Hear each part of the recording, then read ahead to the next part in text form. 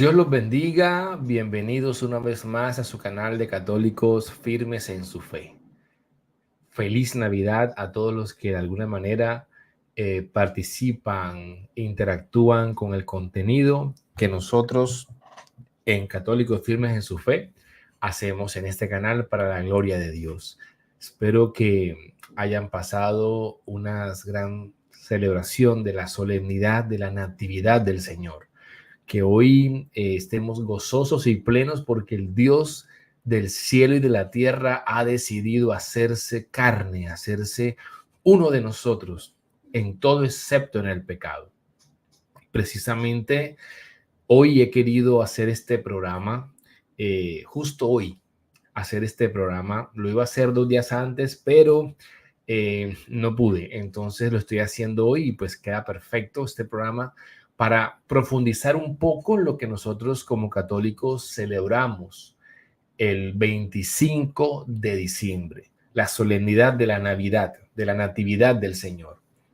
Porque alrededor de esto hay muchísimo que se dice, muchísimo que se menciona, incluso muchos detractores de la celebración. Así que vamos a entender un poco por qué nosotros los católicos celebramos la Navidad hoy 25 de diciembre. ¿Cuál es el sentido de hacerlo hoy? ¿Qué es lo que la iglesia nos invita a que nosotros vivamos en esta celebración? Entonces yo para eso voy a colocar un material que he querido preparar simplemente para que sirva de guía en este programa. Igual pues pueden hacer sus preguntas respecto al tema en los comentarios y lo vamos trabajando en conjunto. Entonces, bienvenidos todos los que se vayan conectando, pocos o muchos, porque este programa es para formación, para crecimiento y aprovechar que estamos en plena celebración de la Navidad. La Navidad sin duda nos manifiesta el acontecimiento más grande, que es la encarnación y por ende el nacimiento de Jesucristo nuestro Señor en el vientre virginal de María Santísima.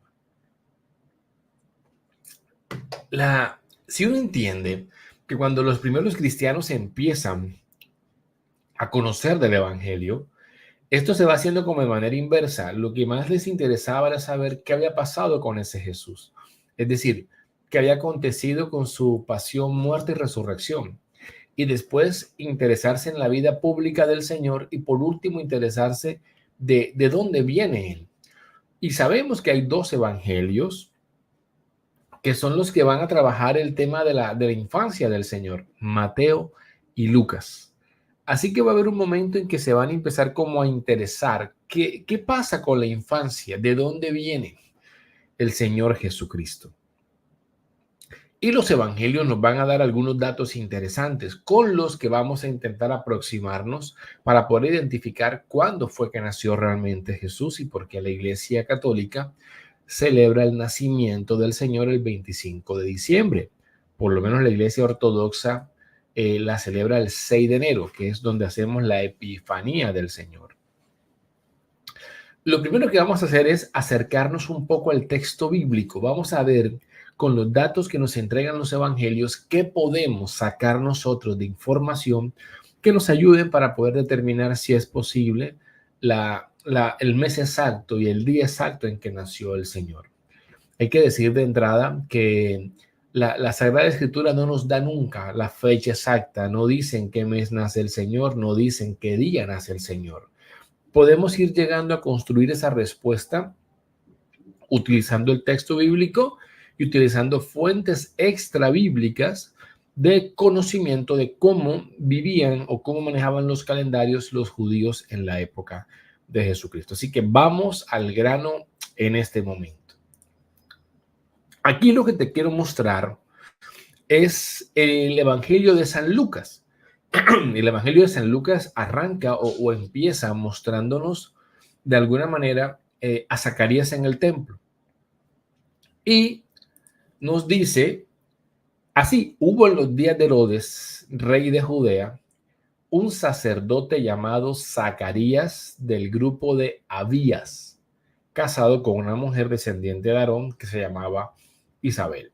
Eso es lo primero. Primer dato clave que nos da Lucas es que hay un sacerdote llamado Zacarías que pertenecía a la clase sacerdotal de Abías. Si uno logra saber en qué mes ofició Zacarías o en qué mes le tocaba a su clase sacerdotal, uno automáticamente determina el mes en que nace Jesús. Si pudiéramos hacer eso. Ahora, estas clases sacerdotales están mencionadas en el Antiguo Testamento y para ello, aquí mismo, te voy a mencionar Primera de Crónicas, capítulo 24. Ese libro de Primera de Crónicas nos va a contar un poco de la época de la monarquía.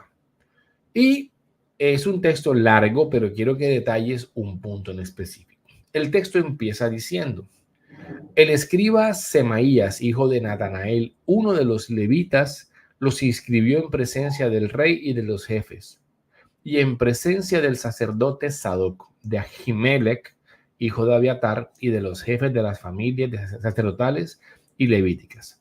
Se echaba la suerte una vez por Itamar y 2 veces por Eleazar. Y empiezan a decir cómo se van a repartir el turno las clases sacerdotales. La primera suerte cayó sobre Jehoiarib, la segunda sobre Iabdías, la tercera sobre Harín, la cuarta sobre Seorín, la quinta sobre Malquías, la sexta sobre Miamín, la séptima sobre Acos, la octava sobre Abías. Entonces, ahí tenemos ya el dato de cómo se repartieron las clases sacerdotales para su turno de oficiar en el templo. Y luego dice al final, esta fue su distribución por turnos para entrar en la casa del Señor, conforme al reglamento establecido por Aarón, su padre, como lo había ordenado el Señor, el Dios de Israel. Bien, entonces tenemos ese punto de referencia. Sabemos que Zacarías pertenece a la clase de Abías. Y sabemos que la clase de Abías era la octava. Cuando se toma en cuenta este dato, así, sin más análisis, ha llevado a muchas personas a decir que Jesucristo debió nacer en septiembre. Y entonces uno se va encontrando diferentes páginas que empiezan como a decir eso, ¿no? Jesús nacería en septiembre y por ende ponerlo el 25 de diciembre obedecería a bla, bla, bla. Ahora les voy a hablar de esos argumentos que supuestamente, y ya eso se volvió casi que un bulo. Y es un bulo tan difundido que yo hace poco veía una entrevista que le hacen a un cardenal y el cardenal repite lo mismo, que el 25 de diciembre fue colocado para cristianizar una festividad pagana y que Jesús no nació en diciembre. O sea, está muy repetido, sacerdotes en homilías, muy repetido. Todo el mundo se creyó eso, se quedó con esa idea, que el 25 de diciembre fue escogido para contrarrestar el avance de una festividad pagana. Bien, entonces, tenemos que preguntarnos cómo saber esto. ¿Cuándo ofició Zacarías? ¿Cuándo le tocaba a Abías? Es interesante y necesario saber que el pueblo de Israel estuvo dominado por diferentes culturas y de cada cultura el pueblo de Israel empieza a absorber algunos conceptos. Entonces, el pueblo de Israel originariamente tiene un calendario lunar, Pero ese calendario lunar, digamos, no, perdón, tiene un desfase. ¿Ok? Entonces, ellos empiezan con un calendario lunar, pero con el paso del tiempo, ya en la última etapa, cuando los judíos están bajo el dominio de los generales de Alejandro Magno y quedan bajo el dominio de los Ptolomeos, allí los egipcios usan un calendario solar, no lunar. Así que los judíos empiezan a adoptar un calendario mixto, lunisolar. Y ese detalle es importantísimo porque cuando no se analiza teniendo en cuenta esto, fallamos en el intento de calcular cuándo nació Jesucristo. En ese sentido, bajo ese punto, es importante mencionar, no a mí, a Anuar Tapia, simple laico, no, vamos a mencionar acá algo. Hubo un profesor de la Universidad de Jerusalén, ya él murió, pero el profesor Semariahu Talmon publicó un estudio hace muchísimas décadas llamado The Calendar Reckoning of the Set from the Judean Desert, Aspects of the Dead Sea Scroll, Scripta Hierosilematana, volumen 4. Ok, ¿qué está haciendo el profesor Talmon? Está intentando estudiar cómo era el calendario que utilizaban los judíos en los primeros siglos o antes del primer siglo, teniendo en cuenta los descubrimientos con la secta de los esenios.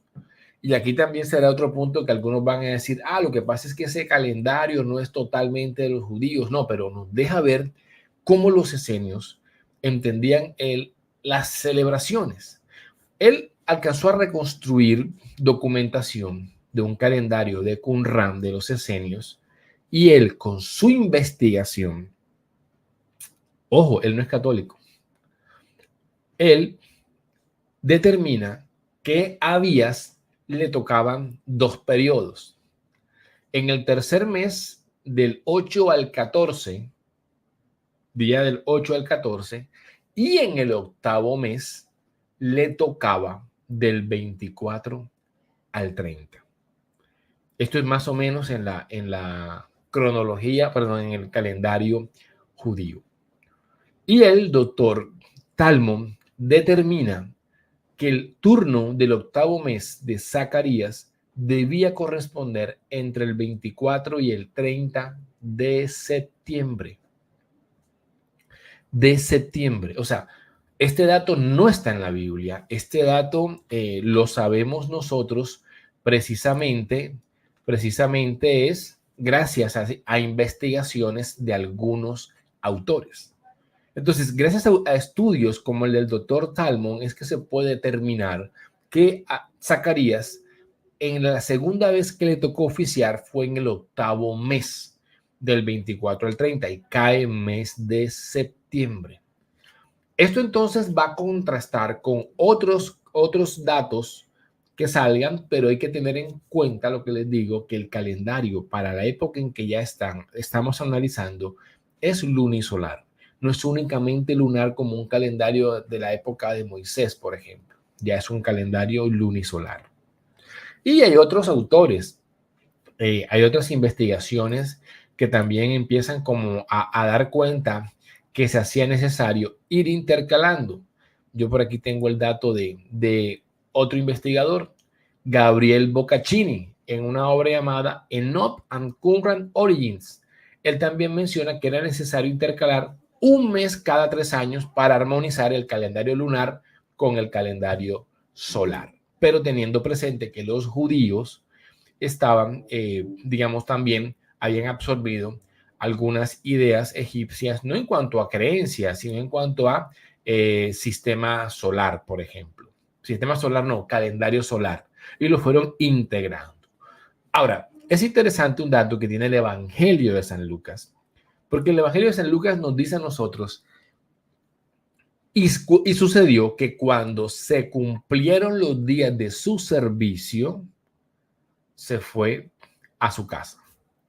Días después concibió su mujer y se mantuvo oculta durante 5 meses. O sea que en esos días de septiembre empieza a darse el turno de Zacarías. Él regresa a su casa y luego nos vamos a dar cuenta nosotros que Isabel queda embarazada. Entonces, cuando Isabel queda embarazada, nos vamos a dar cuenta aproximadamente que María la visita.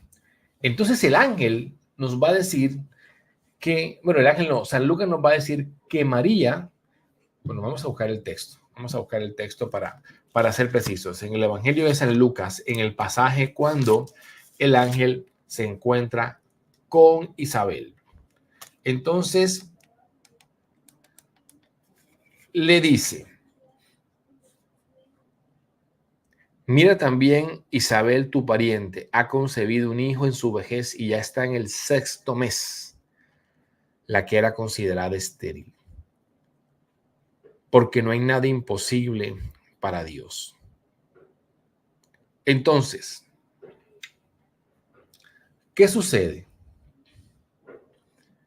Que cuando el ángel le anuncia a María, Isabel tiene 6 meses de embarazo. Y entonces cuando María se queda con Isabel, 3 meses hasta que ya por fin Isabel da a luz a Juan el Bautista. Lo interesante es que cuando ocurre la encarnación, la iglesia la tiene el 25 de marzo. Los católicos celebramos la encarnación el 25 de marzo.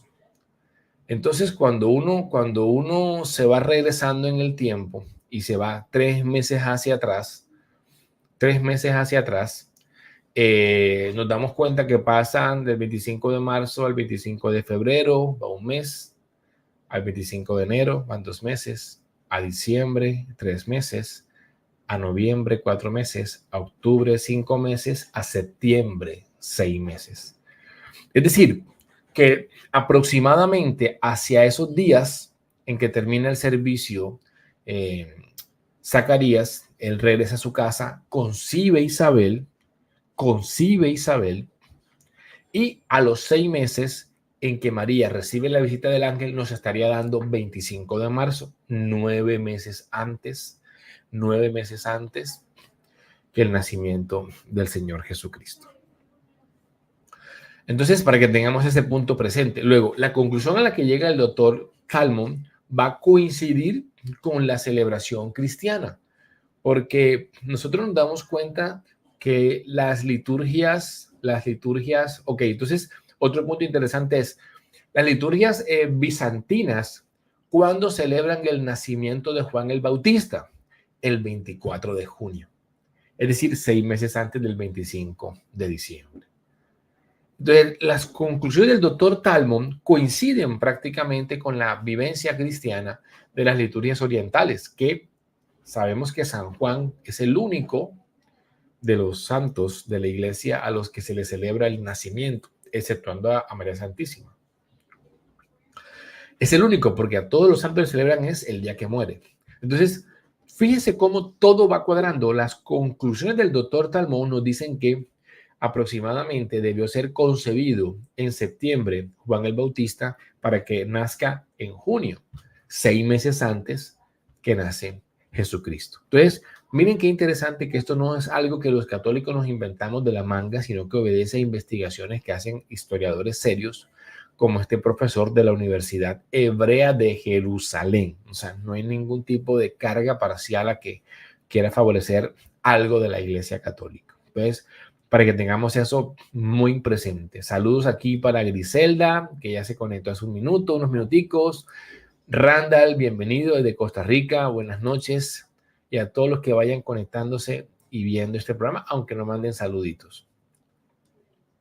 Bueno, otro punto interesante que tiene que ver con esto es decir, uy, pero Anuar, si ya tú te vas con el cuento de que nació en diciembre, hay un problema y seguramente alguien me podrá decir, yo he escuchado que es imposible que Jesús naciera en diciembre porque es que en esa época es invierno y si hay invierno hace frío y el texto bíblico habla de pastores. Entonces, ¿cómo es posible que puedan haber pastores pastoreando en las noches en época de invierno? Lo más normal es que si había pastores, Jesús hubiera nacido en septiembre, que todavía no estamos en tiempo de invierno. Bien, ese es otro de los puntos que uno se encuentra mucho, personas que cuestionan que Jesús pudiera nacer en diciembre bajo el argumento ese. Sin embargo, yo te estoy aquí presentando dos imágenes. Una te estoy mostrando un pastor con ovejas en invierno en plena helada. Mira cómo está esto lleno de pura nieve. Y hay pastores con ovejas.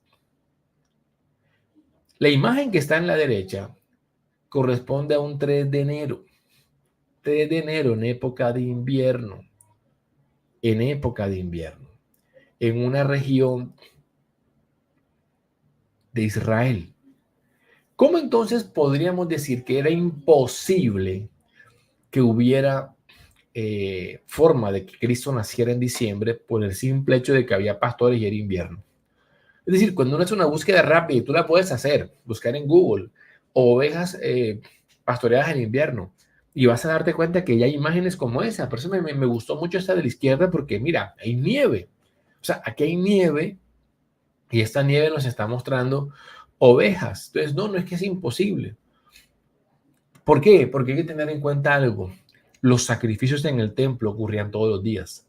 O sea, que si tú te imaginas la cantidad de personas que hacían sacrificios o los sacerdotes en el templo tenían una demanda altísima de ovejas. No pueden decir, no vamos a hacer sacrificios en el templo porque no hay oveja, porque es invierno. No, independiente de eso, también había ovejas en invierno.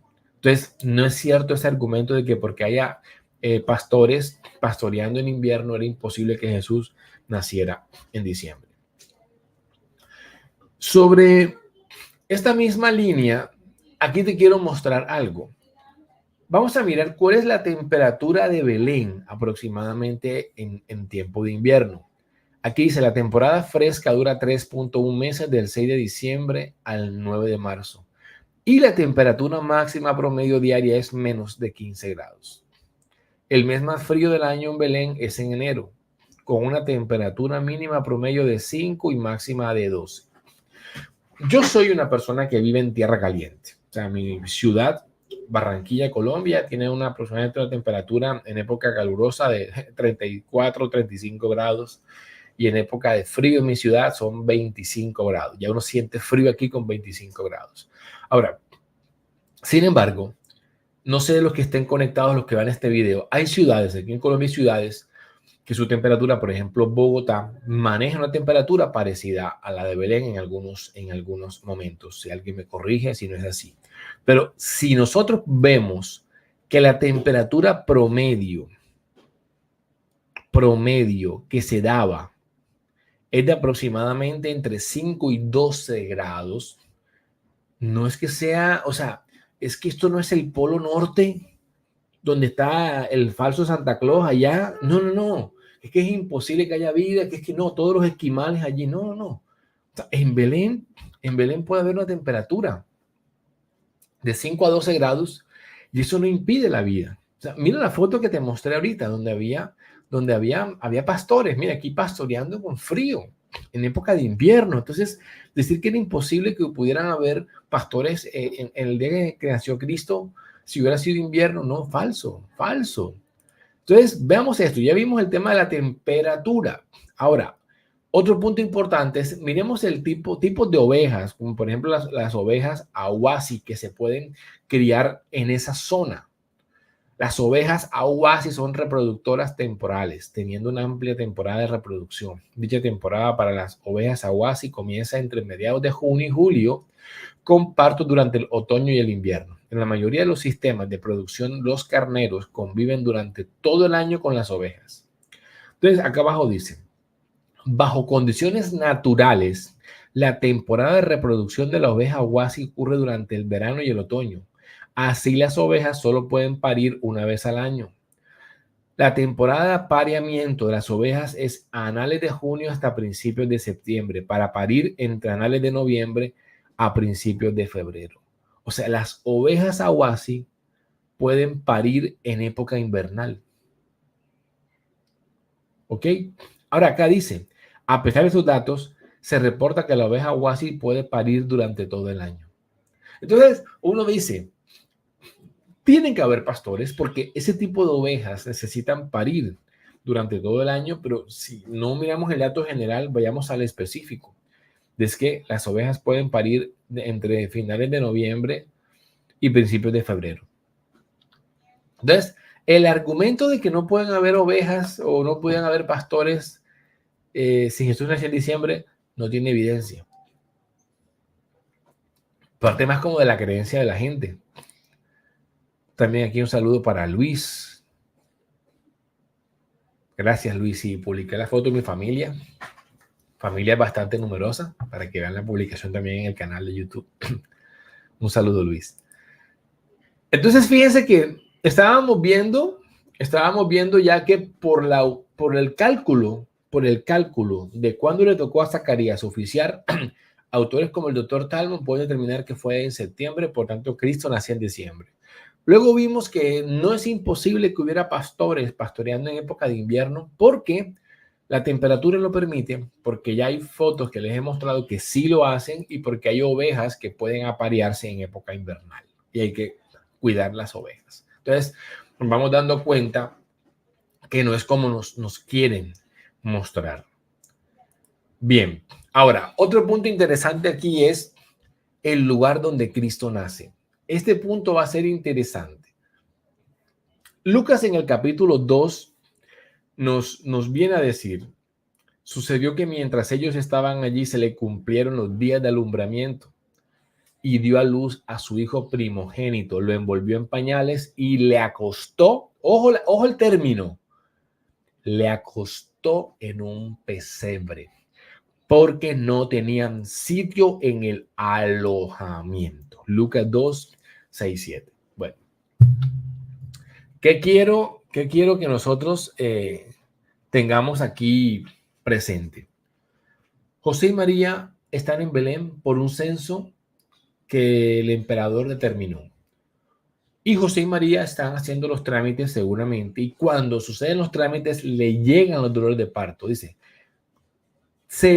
mientras estaban allí se le cumplieron los dolores de alumbramiento y dio a luz a su hijo primogénito. Lo envolvió en pañales y lo acostó en un pesebre porque no tenían sitio en el alojamiento. Cuando aquí habla de alojamiento, no se imaginen que José y María estaban buscando en la página de Booking o en la de estas páginas para buscar sitios o un Airbnb a ver dónde alquilaban habitaciones. No, este término alojamiento, kataluma en griego, no tiene ninguna relación con posadas en las que tú pagas. Una forma de darse cuenta uno de esto es que, por ejemplo, cuando Cristo nos cuenta la parábola del buen samaritano, ustedes recordarán que ese buen samaritano llevó al hombre herido, lo cargó y lo llevó hasta la posada. Allá en el texto de Lucas capítulo 10, versículo 34, si tú buscas el texto bíblico, y te invito a que lo hagamos, a que busquemos el texto bíblico en Lucas capítulo 10, para que veamos el término exacto que utiliza Cristo en la parábola. Y acercándose vendó sus heridas, echando en ellas aceite y vino, y montándole sobre su propia cabalgadura, le llevó a una posada y cuidó de él. Al día siguiente, sacando 2 denarios, se los dio al posadero y dijo, cuida de él y si gastas algo más, te lo pagaré cuando vuelva. Entonces, uno se da cuenta que Lucas conoce bien los términos griegos. Y Lucas no nos está hablando de que José y María estaban buscando posada en una de estas posadas donde se alquilaban habitaciones.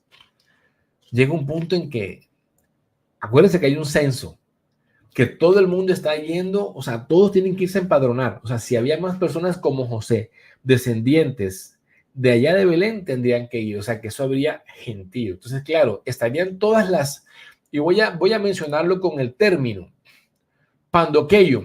Estarían todos los pandoqueyos ocupados, llenos de gente. No habría espacio para esta pareja. Así que ellos van a tener que buscar la manera de llegar a otro lugar.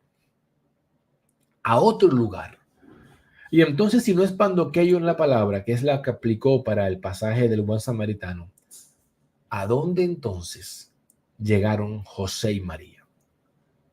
Aquí uno tiene que aventurarse a las posibilidades. Una posibilidad es entender cómo eran las casas de esa época. Entonces, en la imagen de la derecha hay una casa, una maqueta de una casa típica.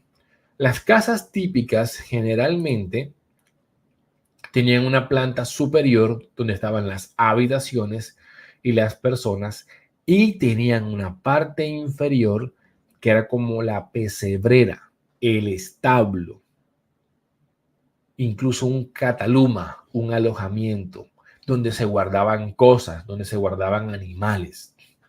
Entonces, cuando dice aquí en particular, no tenían sitio en el alojamiento, Anwar, me atrevería a pensar que ellos, al no encontrar lugar en posadas alquiladas, empiezan a tocar puerta en casas. Y es posible, ¿no? Es una teoría, una posibilidad. Es posible que en alguna de las casas les hayan dicho a José: mira, José, tú eres un peregrino, vienes de Nazaret, no tengo dónde, pero por lo menos allá en la planta inferior de mi casa, allá en el Cataluma, te puedes acomodar. Y José diría: bueno, está bien. Esa es una posibilidad, que en algunas de las casas en la planta inferior hubiera sido el lugar donde hubiera nacido Jesucristo. Ahora, ¿por qué esa teoría para mí tiene problemas? Por las palabras de los ángeles a los pastores. Si uno, vamos a ver si aquí adelante tengo algo más. No, si uno recuerda el texto bíblico, cuando los ángeles le anuncian a los pastores, vamos a darnos cuenta cuál fue la clave que le dieron los ángeles a los pastores. La clave fue: esto les servirá de señal. Encontrarán a un niño envuelto en pañales y acostado en un pesebre. Entonces, si uno se queda analizando las palabras de los ángeles a unos pastores que están lejos, cerca, digamos en la región de Belén, de la región, en una comarca cercana, están ellos allí y les dicen los ángeles: hoy en la ciudad de David, o sea, no es donde están ellos, ha nacido un Salvador. Y la señal va a ser esta: donde vean un niño envuelto en pañales, a ver, y acostado en un pesebre, esa es la señal. Entonces, si hubiera sido en una casa con planta inferior, donde en alguna casa le hubieran dado posada, ¿cómo? Yo no sé si alguien me puede ayudar a decir cómo los pastores hubieran podido saber. ¿Ok? Entonces, opciones hay. Vamos a ver qué nos dice por acá. En los pesebres incluso ponían los corderos más sanos recién nacidos, que eran destinados para los sacrificios en el templo. Esos pesebres eran de piedra, bien pesados, difíciles de mover. Es cierto. Ahora vamos a ahondar un poquito en eso del pesebre como tal. Entonces, yo lo que digo es: si los ángeles dicen a los pastores, miren, van a encontrar las señales esta, un niño envuelto en pañales en un pesebre, es posible, o sea, es que creo que a nadie se le pasa por la cabeza ir a dar a luz en un pesebre y luego cualquier, o sea, es decir, que ¿cómo sabían que ese era Jesús? O sea, por Dios, no sé cuántos niños pensamos que pudieran nacer en un pesebre acostado. Es decir, creo que no hay forma, ¿no? El único, o sea, es que debe ser algo tan impactante, pero tan impactante ver un niño acostado en un pesebre que dirías: no, es que no hay forma de que haya dos niños acostados en un pesebre en una noche de Belén. Entonces, debe ser de pronto que si no hay lugar en el alojamiento, sea en cualquier espacio, les tocó ir a la pesebrera, les tocó ir a algún lugar, pudiera ser a las afueras. Hay revelaciones privadas que hablan de que eso es a las afueras, ¿sí? Como en ruinas, como en lugares ya despoblados, como lugares no habitados. Pero independientemente con cuál idea nos vayamos más, eso no debió ocurrir dentro de una casa. Porque no me pinto a los pastores tocando la puerta de todas las casas. Buenas, ¿aquí nace un niño hoy? No. Debió ser que ellos, cuando volvieran a Belén, y pudiera ser a las afueras o en lugares despoblados, hubiera algún lugar, algo que sirviera de bodega, de desechos, y ahí es donde nace el Señor. Cuando ellos van pasando y ven la escena, ven un niño envuelto en pañales, allí tiene que impactarlos y decir: aquí es. Ahora, nosotros tenemos una frase clave, y es que María lo acostó en un pesebre. Entonces, la palabra pesebre como tal puede identificar tanto el lugar como la caja o el recipiente donde se colocaba la comida. Una vez leí algo con lo que menciona Luis, que habían unos que eran de piedra. Mucha iconografía nos muestra el pesebre como tal, la caja donde bebían los animales así. Entonces, esta imagen me gustó, la que ustedes ven en la derecha, porque si bien pudiera ser todo este lugar así, en esta caja de aquí, en este recipiente de madera, que es donde echaban el agua para que los animales lamieran y bebieran, allí envuelven al niño en pañales y lo acuestan. Allí. Entonces, es impactante analizar cómo nace el Señor. Es impactante lo doloroso que tuvo que ser, digo yo, para María, lo triste, ¿no? De ser la madre del Hijo de Dios, del mismísimo Dios Hijo, y tener que ponerlo en un pesebre porque no había nada más digno para él. No debió ser fácil para María, ni para José. Yo siempre digo, José que era carpintero, ¿cómo hubiera sido la cuna que le hubiera hecho a Jesucristo? ¡Qué belleza! Entonces, no hay lugar en la casa. Esto ocurre no sé, en algo apartado donde allí estaban los animales.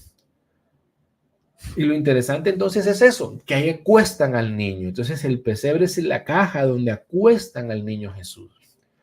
Debía ser algo despoblado, algo abierto, por donde pudieran transitar los pastores para que ellos pudieran llegar. Porque es que recordemos que no era la realeza, eran pastores. Y los pastores eran despreciados por muchas personas. Luego, yo no me pinto a los ángeles mandando a los pastores a lugares donde iban a ser despreciados. Yo pienso que Cristo tuvo que haber nacido en algún lugar abierto, alejado, donde los pastores pudieran caminar con tranquilidad y donde nadie más fuera a llegar. Porque si Cristo hubiera nacido en un lugar lleno de tráfico, lleno de personas, los pastores como que no encajan allí, pero en un lugar despoblado donde nadie llega y que lleguen justamente estos despreciados por la gente para poder acercarse a contemplar, sí suena más a lo que nuestro Dios siempre hace. También bienvenidos jóvenes santos, saludo, Costa Rica, pura vida. Entonces, es interesante este punto. Este punto de que es acostado en un pesebre porque no hay un lugar en ninguna casa donde se puedan quedar, va a conectar con otro punto interesante y es el siguiente. Esta imagen seguramente fue hecha por inteligencia artificial. Es muy hermosa la imagen. Una imagen muy bonita. Pero así como en esta imagen hay muchas más. Y aquí están los Reyes Magos. Pero también hay otras personas. Digamos que estos son los pastores. Estos son los pastores que llegaron a contemplar la escena. A lo que voy, ¿qué es? En que muchas veces en la iconografía colocamos a los pastores y a los magos en la misma escena.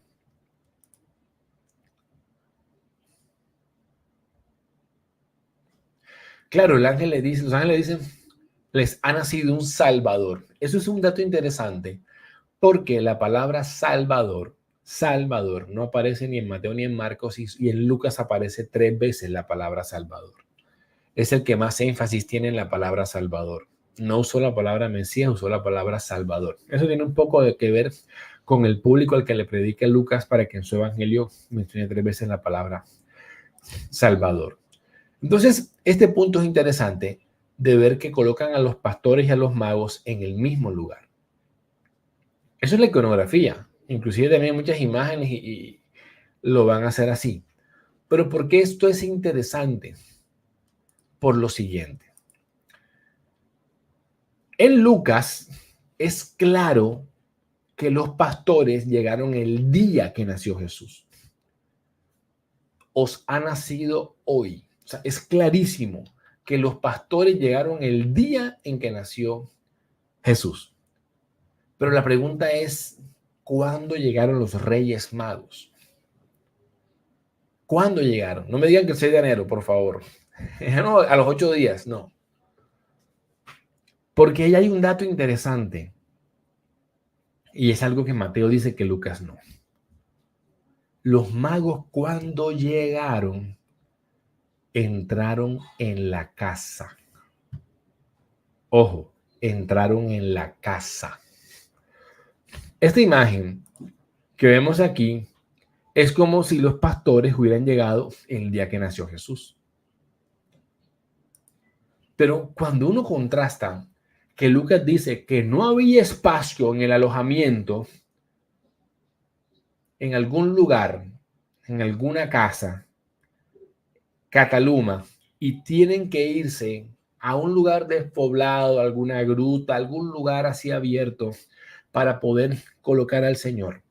Y luego Mateo dice que los ángeles ven, los pastores ven la estrella y llegan y entran en la casa. La probabilidad, creo que 100%, es que el lugar al que van los Reyes Magos a contemplar al niño es totalmente diferente al lugar en donde Jesús nació. O sea, son dos instantes de tiempo totalmente diferentes. Y eso lo puede saber uno tanto por la acción de Herodes de matar a los infantes, como por ese texto. Entraron en la casa, vieron al niño con María, su madre. Vieron al niño con María, su madre. Entonces, vamos a ver un dato interesante acá.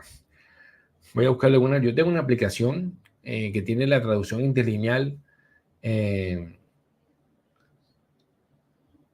español, latín, griego. Entonces, quiero ver algo un momentico para poderles decir este tip. Creo que lo leí en alguna oportunidad hace tiempo y es este. Bien, cuando nace Jesucristo y vemos que los ángeles le anuncian a los pastores la señal, dicen, hallaréis un niño envuelto, hallaréis a un niño envuelto en pañales. La palabra que usó Lucas en griego, esta aplicación que tengo no me da como la pronunciación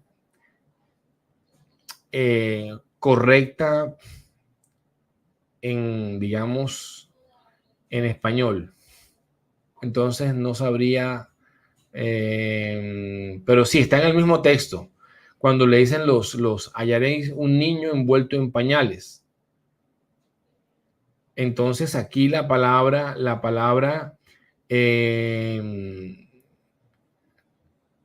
niño, un niño envuelto en pañales, aquí le tengo. Y dice la definición, bebé. Definición corta, feto o niño recién nacido. O sea, los ángeles le dicen a los pastores que van a ver un niño recién nacido. La palabra aquí creo que es brefos, creo que se lee así en griego. Brefos. Y esa es la palabra que aparece allí en Lucas. Ahora, cuando vamos a mirar la de Mateo, Mateo capítulo 2, ahí la cita es 13.16, me puse 131, es 13.16, cuando dice que entraron en la casa. Entonces vamos a mirar, y entrando en la casa, vieron al niño.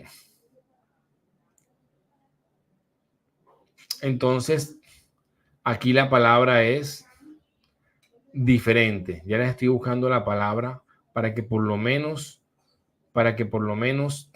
ok. La palabra que usó Mateo fue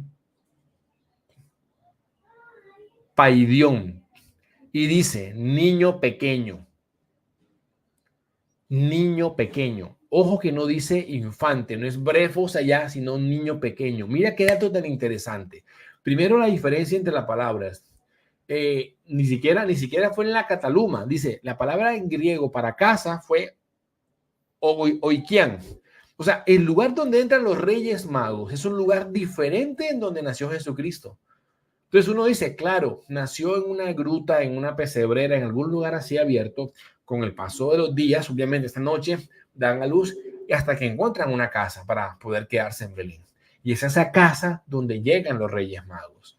Luego, la palabra en griego para niños, mientras Lucas habla de un niño recién nacido, Mateo habla de un niño infante, de un niño infante. Y uno va a encontrar, por lo menos, esa expresión de niño infante, la va a encontrar en otros versículos, bíblicos. Y se refieren ya a niños creciditos, no habla de bebés. Entonces, el término niño frente a recién nacido, el término casa o ikiam, que es casa, distinto incluso a Cataluma, la pesebrera. Y tercero, la acción de Herodes. El hecho de que Herodes mande a matar a los niños menores de 2 años, basado desde lo que le contaron los magos, también nos indica que hablan de 2 épocas o 2 momentos totalmente diferentes. Sin embargo, hay algo de misterio en esto, porque nosotros no sabemos con certeza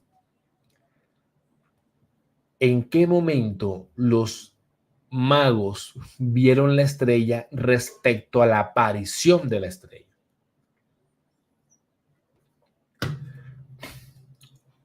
O sea, ¿será que la estrella apareció en el momento en que Cristo nació? Y entonces la pregunta es, si la estrella apareció en el momento en que Cristo nació, ¿los magos la vieron en ese instante o los magos la vieron tiempo después, días después, semanas después? No sabemos, no sabemos. Entonces uno no sabe exactamente, pero vamos a imaginar que con algunos textos bíblicos del Antiguo Testamento, en el libro de Números, creo que habla de esto, de cómo se puede asociar a esa estrella asociada al rey. Vamos a imaginar que esa estrella apareció en el momento en que Cristo nació. Pero ¿cómo sabemos que los magos la vieron en el momento en que apareció la estrella y no se dieron cuenta semanas después? Que de pronto de ver la estrella tan seguido dijeron, oye, esta estrella es diferente. Vamos a ver qué significa. Y empiezan a escudriñar textos sagrados de diferentes culturas hasta que se dan cuenta que en la cultura judía hablaban de un Mesías que iban a ser. Y es cuando ellos deciden ir a conocer a ese rey. Lo otro es que tampoco sabemos desde qué lugar exactamente geográfico partieron los magos de Oriente. Partieron juntos, se encontraron en el camino. ¿En qué punto estaban? Para poder calcular qué tiempo se demoraron. Lo cierto es que todos estos puntos, el de los magos, el de la casa y el término niño, nos ayudan a comprender y a asumir que son 2 escenas totalmente diferentes. A mí me gustaría saber cuántos sabios eran, suponemos 3 porque son 3 regalos, pero no se especifica exactamente. No se especifica cuántos magos eran. Vamos a ver si hacemos un programa en próximos días hablando más de los magos. Sí, efectivamente se dice que son 3 por sus regalos, pero en diferentes historias y versiones se habla de 6, se habla de 12, se habla de 3, se habla de 4. No es fácil determinarlo. Pero hay iconografía que con el tiempo fue dejando nada más los 3. Entonces no sabría decirte, Luis, creo que eso es un enigma que nunca sabremos cuántos magos eran. Entonces, todo esto que yo he explicado, ¿por qué lo he explicado? Lo he explicado por lo siguiente. Porque aquí nos dicen que cuando en Lucas, José y María, el niño nace, lo circuncidan, se purifican, dice, volvieron a Galilea, a su ciudad de Nazaret. Pero en Mateo nos dicen que cuando Herodes se da cuenta que ha sido burlado, decide matar a todos los infantes y tienen que huir a Egipto, y solamente cuando vuelven de Egipto es que ellos llegan a Nazaret. Entonces aquí también ha habido gente que ha intentado como decir, mira una contradicción, mira un inconveniente que tiene el texto bíblico. Se están contradiciendo, porque según Lucas, cuando cumplieron todo, se devolvieron a Galilea, a Nazaret. En cambio, según Mateo, tienen que irse para Egipto y luego es que vuelven. No necesariamente, estamos hablando de dos cosas diferentes. Aquí también podemos entrar al campo de las suposiciones. Entonces podemos decir, opción A, Lucas no nos narra el texto de los magos. No lo narra. Pero sí quiere resaltar que Jesús es criado en Nazaret. Porque recordemos que Jesús siempre se ha presentado como Jesús de Nazaret. Porque es el lugar de crianza. ¿Ok? Entonces, digamos, Lucas se enfocó en que Jesús se crió en Nazaret. Pero inclusive, cuando nos dice, así que cumplieron todas las cosas según la ley del Señor y volvieron a Galilea, a su ciudad de Nazaret. ¿Fue enseguida?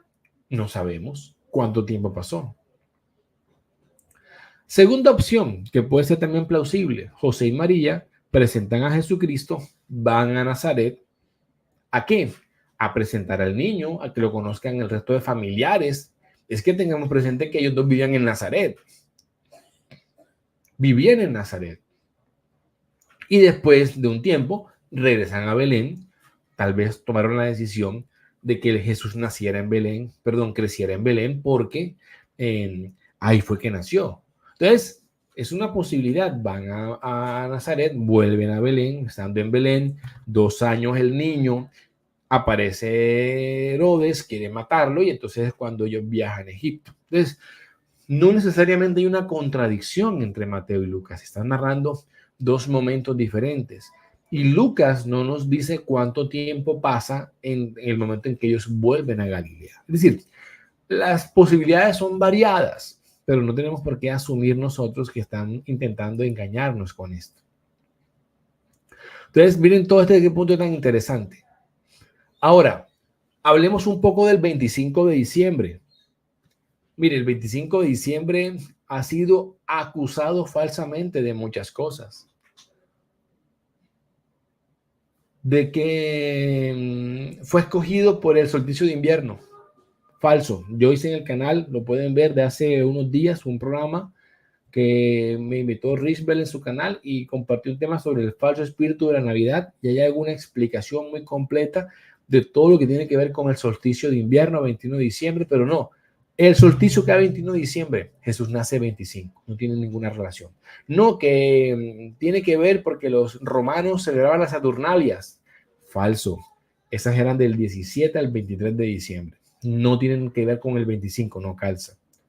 No, y la más típica, no, es que los cristianos escogieron el 25 para poder cristianizar una fiesta pagana. Esa teoría, ¿quién se la inventó? O sea, ¿eso de dónde salió? De que el 25 se escogió para hacerle frente a una fiesta pagana en honor al dios Sol. ¿Eso de dónde salió esa teoría? Y yo sé que es algo muy difundido que mucha gente repite. Y repite eso. Entonces, la adornamos con el moño mayor. Los católicos no celebramos una fecha, sino un acontecimiento. Sí, pero a veces pareciera que con decir eso estuviéramos aceptando de que en verdad fue una fecha escogida al azar para frenar una festividad. Y creemos que no. Creemos que los cristianos tenían razones para escoger el 25. Y la evidencia más fuerte es que las referencias al 25 de diciembre son más antiguas en textos cristianos que en los textos que hablan del sol. Es decir, antes de que los romanos hablaran del dios sol, ya los cristianos tenían el 25 de diciembre. ¿Sí se dan cuenta? Lo tienen mucho antes los cristianos que los romanos. Entonces, ¿cómo va a ser posible que los cristianos hayamos escogido el 25 de diciembre para frenar una fiesta pagana que ni siquiera existía? O sea, es absurdo pensar que escogimos una fecha para refrenar una celebración que ni siquiera existía. No tiene sentido. Entonces uno empieza a darse cuenta, por ejemplo, Hipólito de Roma, 70 años antes que el emperador Aureliano mencionara la fecha del 25 de diciembre, Hipólito escribe lo siguiente en un comentario a Daniel. La primera venida de nuestro Señor, la que tuvo lugar en la carne, según la cual Él nació en Belén, tuvo lugar 8 días antes de las calendas de enero, el miércoles, el año 42 del reino de Augusto. Lo hace en un comentario. Algunos autores dicen que es un texto interpolado posterior. Pero lo bueno es que el mismo Hipólito de Roma tiene otro texto donde nos habla de la edad integral, nos habla de cuando se creó el mundo y ese mismo día murió el Señor y ese mismo día nació. Entonces, esa idea está muy difundida en los autores antiguos. ¿Qué es la edad integral? Es donde se creía que los grandes personajes de la antigüedad nacían y morían el mismo día, o sea, el mismo día numérico. Entonces, por ejemplo, aquí hay un autor que yo había investigado, Andrew McGowan, tenía un artículo en el Diario de la Sociedad Arqueológica Bíblica y dice lo siguiente estudiando a Tertuliano, padre del siglo III. Alrededor del 200 después de Cristo, Tertuliano de Cartago informó el cálculo de que el 14 de Nisan, el día de la crucifixión, de acuerdo con el Evangelio de Juan, en el año en que Jesús murió, equivalía al 25 de marzo en el calendario romano. Es, por supuesto, 9 meses antes del 25 de diciembre. Más tarde fue reconocida como la fiesta de la Anunciación, la conmemoración de la concepción de Jesús. Por tanto, Jesús se cree que ha sido concebido y crucificado en el mismo día de año, exactamente 9 meses más tarde. Jesús nació el 25 de diciembre. O sea, autores estudiosos que estudiando a padres de la iglesia, a autores antiguos, en este caso un autor que no es padre como Tertuliano, ellos creían en la edad integral y creían que nacían y morían el mismo día. Y eso caía 25. Sumando esto, vamos a darnos cuenta que incluso una página de la National Geographic, que no es para nada católica, al contrario, y en un artículo en donde ellos mismos cuestionan este tema de la Navidad, en esa misma página, miren lo que me encontré. Dice, en un tratado anónimo sobre solsticios y equinoccios se afirma que nuestro Señor fue concebido el 8 de las calendas de abril. Concebido, o sea, la encarnación, la anunciación. 25 de marzo, que es el día de la pasión del Señor y de su concepción, pues fue concebido el mismo día que murió.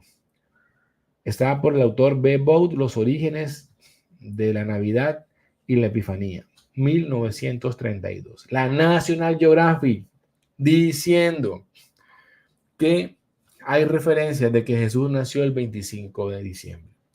Y adicionalmente, la referencia más temprana que hay, la referencia más antigua que hay, reconocida por todo el mundo, es de un autor llamado Sexto Julio Africano, un historiador que en el año 225 menciona que los cristianos creían que Jesús había nacido un 25 de diciembre, 50 años antes del culto al sol. Entonces, ¿cómo es posible, reitero, que los cristianos hayan escogido una fecha para contrarrestar una festividad que ni siquiera existía? Luego, hay otros autores. Hay un autor luterano, un historiador luterano. Voy a ver si tengo por aquí la información. Que él dice que es al revés. Que es al revés. Que los romanos, viendo que no podían detener el crecimiento de los cristianos, colocaron una festividad pagana en la misma fecha para que no se siguieran llevando paganos a los pies de Cristo. ¿Por qué esto es más posible? Porque el imperio tenía todo el aparato estatal a su favor. ¿Cómo vamos a pensar nosotros entonces que fueron los cristianos que venían de ser perseguidos, que eran perseguidos, para que tomaran la decisión de colocar una fiesta cristiana justamente el día en que los romanos celebraban el imperio. ¿Con qué poder, con qué aparato podían los cristianos hacer eso? Es absurdo, no hay forma de que lo pudieran hacer. Tiene más coherencia pensar que fueron los romanos, en vista de que no podían detener el crecimiento del cristianismo, que hayan intentado colocar una festividad pagana para que de alguna manera, no pudieran ellos seguirse llevando paganos. Incluso sobre el tema de Mitra, y aquí me desvío un poquito, hay un autor llamado Ronald Nash, en un artículo. Esto tiene que ver con el tema del mitraísmo, que también dicen que Mitra nació el 25 de diciembre y entonces el cristianismo se inventó de que Jesús nació el mismo día. Ronald Nash, en un artículo que se llama Was the New Testament Influenced by Pagan Religions?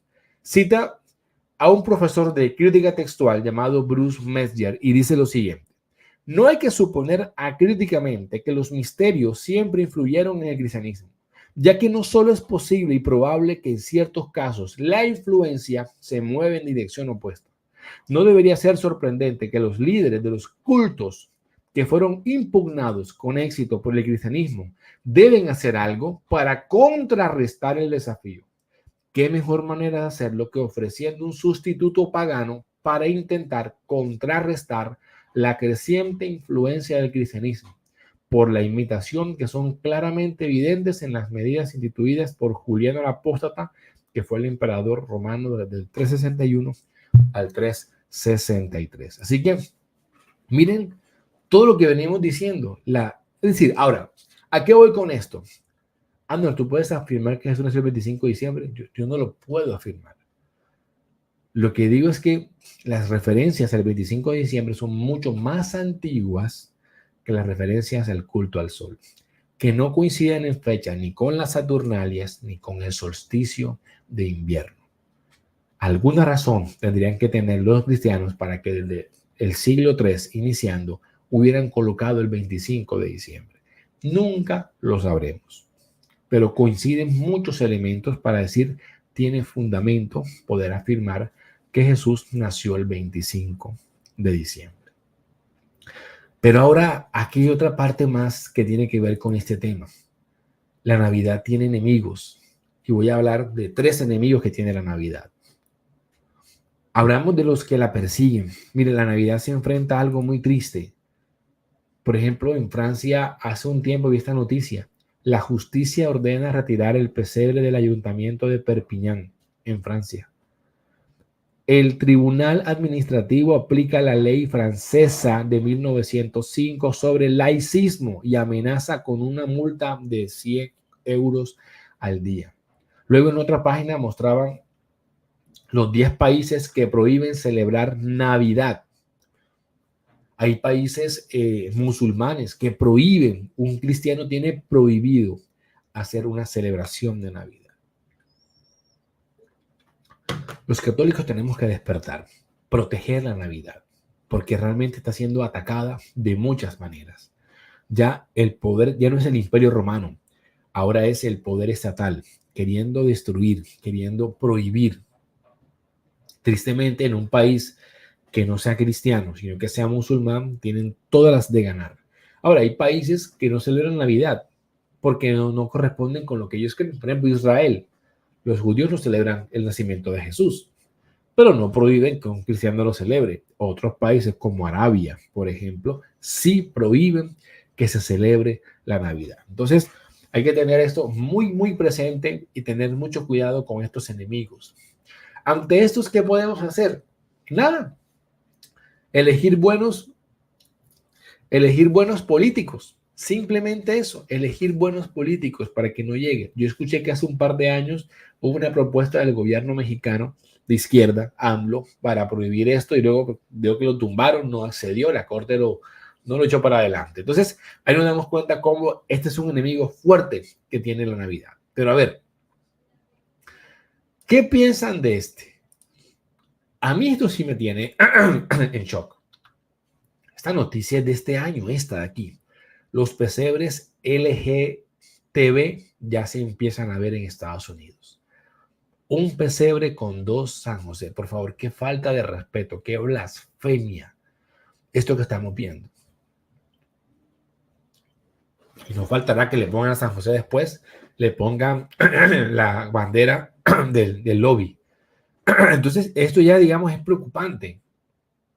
Enemigos que le intentan manipular para vender una agenda a favor de ellos. Preocupante.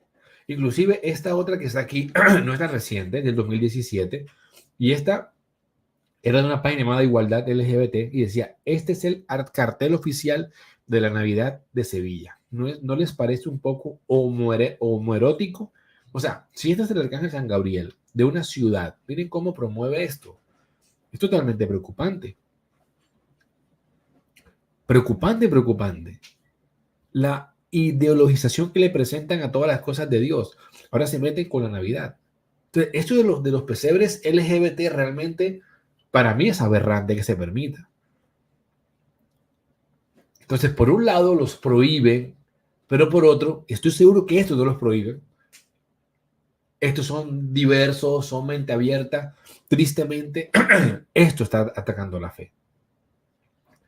Ya está, los no católicos, cristianos no católicos, están aprovechando y están atacando lo que la iglesia recientemente ha promulgado para decir, eso es lo que está propiciando los pesebres esos. Es muy triste. De verdad que es muy triste. Pero, ¿en qué quedamos con esto? Que es la tercera parte. Los que deforman la Navidad. Niños que estaban esperando que Santa Claus les pusiera regalos. Niños que le colocan carta a Santa Claus. Incluso, Merry Christmas, ¿qué significa? Feliz Navidad.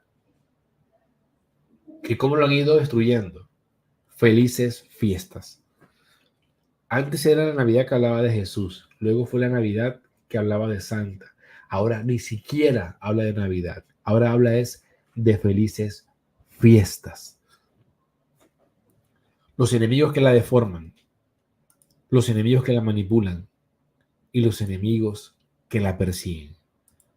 Católicos tenemos que despertar, tenemos que valorar, mantener nuestra fe, decirle al mundo que Cristo ha nacido, que Cristo es el Salvador. No permitamos que sigan manipulando, atacando o deformando la Navidad. Tenemos que cuidarla, porque si el católico no la cuida, ¿quién la va a cuidar? Nadie va a cuidar la Navidad. Entonces, este tema espero que haya sido una forma de afianzar. Miren, la Navidad acaba de empezar. Para el mundo, ayer se acabó todo. Llegó una cena con regalos y se acabó todo. Ya, eso que empezó desde octubre, ya para ellos terminó. Para el católico apenas empieza. Entonces, tenemos la oportunidad. Ojo a esto, la oportunidad que ya no tenemos la competencia del mundo. Ya podemos nosotros ser los únicos hablando de Navidad. Aprovechemos esa ventaja. Ya solamente los católicos hablamos de Navidad. Seguimos en Navidad. Apenas inició hoy. La octava acaba de iniciar. Es un tiempo maravilloso. Así que, mis hermanos, espero que este programa les haya gustado, que sirva de algo, que puedan profundizar un poco más. Que sigamos viviendo la Navidad como Dios quiere.